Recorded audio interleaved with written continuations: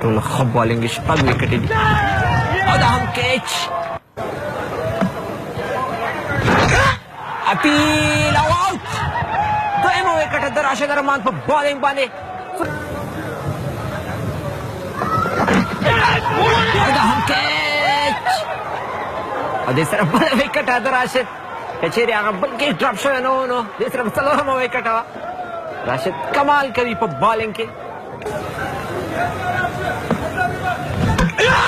او دا هم بله وکټه کلین بول راشد طوفان کړی د وکټو راشد باران جوړ کړی د وکټو اپیل او آوټ دا بله وکټه د راشد ارمان پنځمه وکټه اپیل او دا هم آوټ د راشد شپږمه وکټه په نن لوبه کې ډېر په زړه پورې ولوبېدلو راشد ارمان